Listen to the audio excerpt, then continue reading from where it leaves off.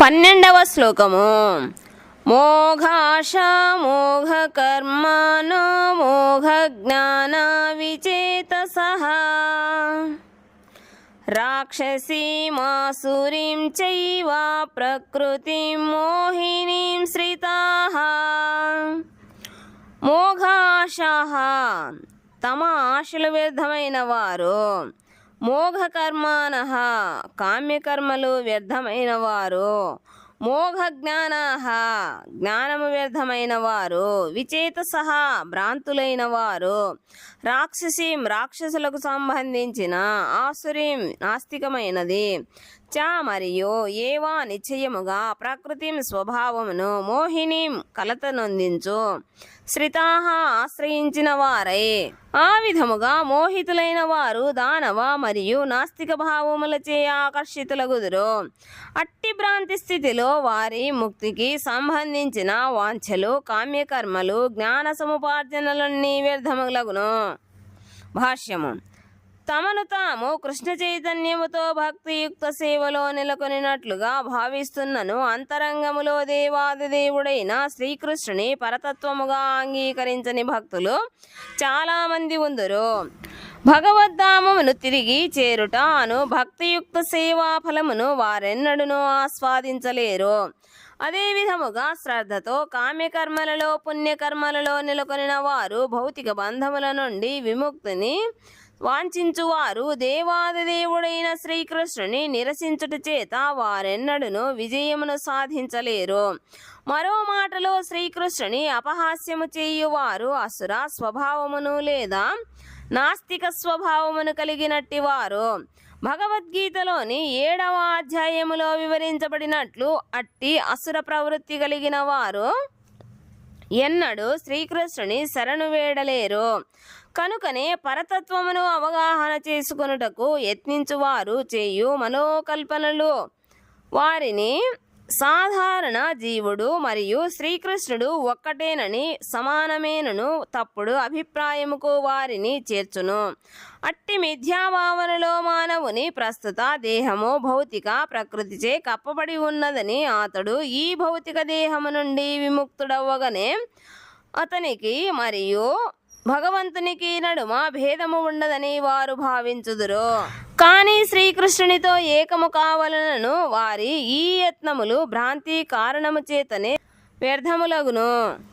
అట్టి అసుర మరియు నాస్తిక ప్రవృత్తితో కూడిన జనార్జన సమస్తము ఎల్లప్పుడూ వ్యర్థమని ఈ శ్లోకములో సూచించబడినది.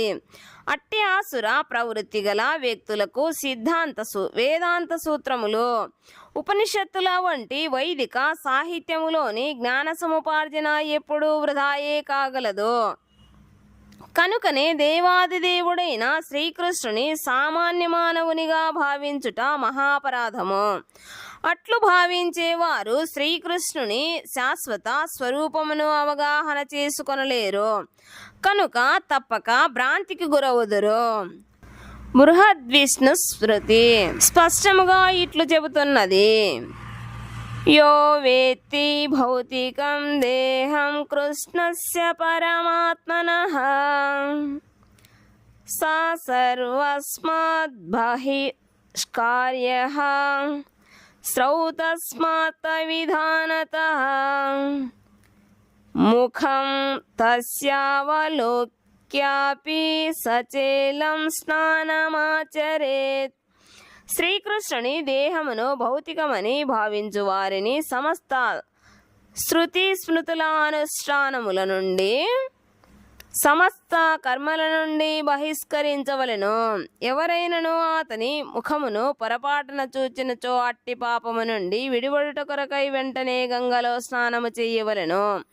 శ్రీకృష్ణుని దేవాదిదేవత్వము పట్ల అసూయ కలిగిన వారగుటచే కొందరు ఆ విధముగా అతడిని అవమానింతురు. నిశ్చయముగా వారికి జన్మ జన్మలకు నాస్తిక రాక్షస జీవజాతులలో జన్మించవలసి ఉంటుంది. దానితో వారి నిజమైన జ్ఞానము శాశ్వతముగా భ్రాంతికి లోనై క్రమముగా వారు సృష్టిలోని అంధకారబంధురమైన లోకములలోకి పడిపోవుదురు.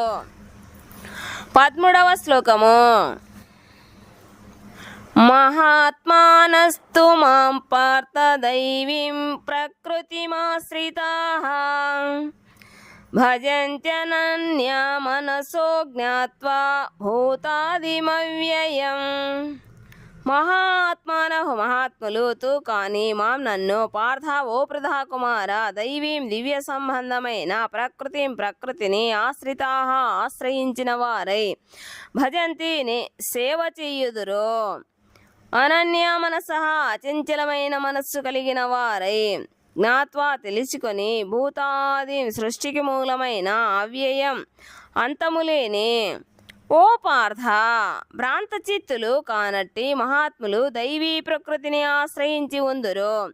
నన్ను ఆది అవ్యయుడైన దేవాదిదేవునిగా ఎరిగి ఉండుటచే వారు పూర్తిగా నా భక్తియుక్త సేవలో నెలకొని ఉందురు. భాష్యము. ఈ శ్లోకములో మహాత్ముని వర్ణన స్పష్టము చేయబడినది. అది వరకే దైవీ ప్రకృతిలో స్థితిని పొంది ఉండుటయే మహాత్ముల ప్రథమ లక్షణము. అతడు ఎన్నడనూ భౌతిక ప్రకృతికి అధీనుడై ఉండడు. అది ఎట్లు సాధ్యమనే విషయము భగవద్గీత 7:14 ఇది వరకే ఇట్లు వివరించబడినది. దేవాదిదేవుడైన శ్రీకృష్ణుని శరణు వేడిన వారు వెంటనే భౌతిక ప్రకృతి నియంత్రణ నుండి విముక్తుడగును. అదే మహాత్ముని నిజమైన యోగ్యత. కనుక మానవుడు తన ఆత్మను దేవాదిదేవునకు సమర్పించినంతనే భౌతిక ప్రకృతి నియంత్రణ నుండి విముక్తుడగుననేది ప్రాథమిక సూత్రము. తటస్థ శక్తి అయిన జీవుడు భౌతిక శక్తి నియంత్రణ నుండి విడిపడినంతనే ఆధ్యాత్మిక ప్రకృతి పర్యవేక్షణలో ఉంచబడును. అట్టి ఆధ్యాత్మిక ప్రకృతి పర్యవేక్షణ దైవీ ప్రకృతి లేక దివ్య ప్రకృతి అనబడును. అనగా శ్రీకృష్ణ భగవానునికి శరణు వేడి అట్లు పురోగతి సాధించినప్పుడు మానవుడు మహాత్ముని స్థితిని పొందగలడు. నిస్సందేహముగా శ్రీకృష్ణుడే ఆదిపురుషుడు మరియు సర్వ కారణములకు కారణమని సంపూర్ణముగా ఎరిగి ఉండుట చేత మహాత్ముడైన వాడు తన మనస్సును శ్రీకృష్ణునిపై నుండి ప్రక్కకు మరలించడు. మహాత్ములైన శుద్ధ భక్తుల సాంగత్యములోనే అట్టి మహాత్ముడు రూపొందగలడు. శుద్ధ భక్తులైన వారు చతుర్భుజములతో కూడిన మహావిష్ణువు వంటి శ్రీకృష్ణుని ఇతర రూపము పట్ల ఆకర్షితులు కాకుండా కేవలము అతని ద్విభుజ రూపము పట్లనే ఆకర్షించబడుదురు. వారెన్నడూ శ్రీకృష్ణుని ఇతర రూపముల పట్ల గాని ఇతర దేవతల పట్ల గాని మానవుల పట్ల గాని ఆకర్షించబడరు. పూర్తి కృష్ణ చైతన్యముతో శ్రీకృష్ణుని మాత్రమే ధ్యానింతురు. కృష్ణ చైతన్యములో వారు ఎల్లప్పుడూ నిశ్చలమైన భగవత్ సేవలో నెలకొని ఉందురు. 14వ శ్లోకము. సతతం కీర్తయంతో మాం యతంతచ్చా దృఢవ్రతాః నమస్యంతచ్చా మాం భక్త్యా నిత్యయుక్తా ఉపాసతే. సతతం ఎల్లప్పుడూ కీర్తయంతః కీర్తన చెయ్యుచు మాం నన్ను గూర్చి యతంతః పూర్తిగా ప్రయత్నించు వారై చ కూడా దృఢవ్రతాః దృఢమైన నిశ్చయముతో నమస్యంతః నమస్కారము చేస్తూ చ మరియు మాం నన్ను భక్త్యా భక్తితో నిత్యయుక్తాః ఎల్లప్పుడూ నిమగ్నులై ఉపాసతే అర్చించుదురు. ఈ మహాత్ములు ఎల్లప్పుడూ నా మహిమలను కీర్తించుచు దృఢ నిశ్చయముతో యత్నించుచు నా ఎదుట నమస్కరించుచు నిత్యము నన్ను భక్తితో అర్చించుదురు. భాష్యము. సామాన్య మానవునకు అధికారికముగా ముద్ర వేసి మహాత్మునిగా తయారు చేయలేము. మహాత్ముని లక్షణములు ఇక్కడ వర్ణించబడినవి. మహాత్ముడు నిరంతరము దేవాదిదేవుడైన శ్రీకృష్ణ భగవానుని మహిమలను కీర్తించుటలోనే నెలకొని ఉండును. అతనికి మరో ఇతర కార్యములేవీ ఉండవు. భక్తుడు ఎల్లప్పుడూ భగవంతుని మహిమలను కీర్తించుటలోనే నెలకొని ఉండును. అనగా అతడు నిరాకారవాది కాదు. భగవంతుని మహిమలను కీర్తించు విషయము చర్చకు వచ్చినప్పుడు మానవుడు దేవాదిదేవుని పవిత్రనామము నిత్యరూపము దివ్య గుణములు, దివ్య లీలలు, వైభవములు వంటి లక్షణములను స్తుతిస్తూ పరమపురుషుని కీర్తించవలెను. కనుక మహాత్ముడు దేవాదిదేవుడైన శ్రీకృష్ణుని పట్ల ఆసక్తుడై ఉండును. శ్రీకృష్ణ భగవానుని నిరాకార లక్షణమైన బ్రహ్మజ్యోతి పట్ల ఆసక్తుడై ఉండేవాడు భగవద్గీతలో మహాత్మునిగా వర్ణించబడలేదు. అతడు తరువాత శ్లోకములో ఇందుకు భిన్నముగా వర్ణించబడెను. శ్రీమద్ భాగవతములో తెలుపబడినట్లు దేవతను గూర్చి లేక మానవుని గూర్చి గాని కాకుండా విష్ణువు యొక్క శ్రవణ కీర్తనలతో కూడిన మహాత్ముడు భక్తియుక్త సేవలో నిరంతరము నెలకొని ఉండును. అదే భక్తి. శ్రవణం కీర్తనం విష్ణు స్మరణం అనగా విష్ణువును గూర్చి వినుట, కీర్తించుట, స్మరించుట. అట్టి మహాత్ముడు భక్తి యొక్క పంచరసములలో ఏదేని ఒక భక్తి రసము ద్వారా చివరకు దేవాదిదేవుని సాంగత్యమును పొందవలనను దృఢ నిశ్చయమును కలిగి ఉండును. దానిలో విజయమును సాధించుట కొరకు అతడు తన మనోవాకాయ కర్మలన్నింటినీ ఆ దేవాదిదేవుడైన శ్రీకృష్ణుని సేవలోనే వినియోగించును. అదే పరిపూర్ణ కృష్ణ చైతన్యము. భక్తియుక్త సేవలో వ్రతములు అని పిలువబడు కొన్ని కార్యక్రమములు ఉండును. అట్టి దృఢ వ్రతములు అనగా ఏకాదశుల రోజున మరియు కృష్ణాష్టమి రోజున ఉపవసించుట, దివ్యధామమున దేవాదిదేవుని సాంగత్యమును వాంఛించు వారి కొరకై అట్టి నియమ నిబంధనలన్నీ మహనీయులైన ఆచార్యులచే ఏర్పాటు చేయబడినవి. మహాత్ములు అట్టి నియమ నిబంధనలన్నింటినీ శ్రద్ధగా పాటించుదురు. కనుక వారు తప్పక ఆశించిన ఫలమును సాధించగలుగుదురు. ఈ అధ్యాయపు 2వ శ్లోకములో వర్ణించబడినట్లు భక్తియుక్త సేవ సులభమే కాకుండా సుఖముగా నిర్వహించుటకు సాధ్యపడినట్టిది.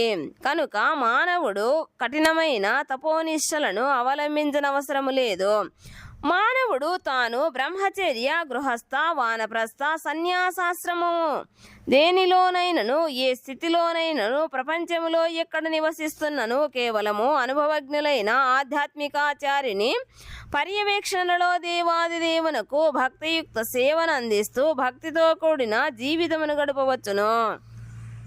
ఆ విధముగా అతడు నిజమైన మహాత్ముడు కాగలడు.